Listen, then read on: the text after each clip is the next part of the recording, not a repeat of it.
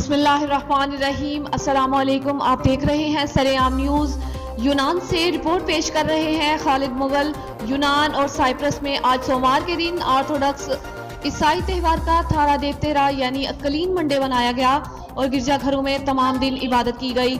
ये दिन ऑर्थोडॉक्स पासा यानी ईस्टर का 48 दिन पहले मनाया जाता है।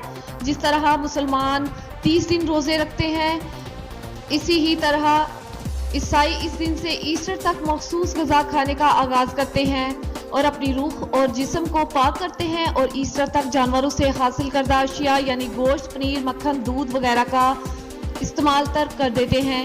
क्लीन मंडे से ईस्टर तक यानी 48 दिन तक ये सिर्फ मखसूस किस्म की बगैर खून वाली समंदरी नबातात यानी स्क्विड, फिश, ऑक्टोपस, सी शील का इस्तेमाल, दालें और बड़े लोबिया, जैतून, सब्जियां और मखसूस किस्म की रोटी जिसे यूनानी जुबान में लगाना कहा जाता है का इस्तेमाल करते हैं। क्लीन मंडे की मुनासबत से यूनान और साइप्रस में तमाम अफराद पतंगबाजी भी करते हैं। बुजुर्ग और वालिदैन अपने बच्चों को खुले इलाके, पहाड़, मैदान या समंदर के किनारे ले जाते हैं जहां वो खूब पतंगबाजी करते हैं और मौसीकी पर रक्स करते हैं और इस दिन की मुनासबत से मखसूस खाने खाकर 48 दिन बाद आने वाले त्यौहार पास्खा यानी ईस्टर का आगाज करते हैं। क्लीन मंडे को पतंगबाजी करने के लिए यूनानियों में 2 रिवायात पाई जाती हैं।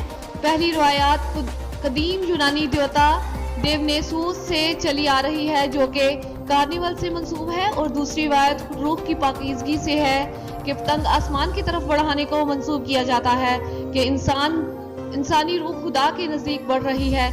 यूनानी जुबान में पतंग को हरतू आयतू कहा जाता है।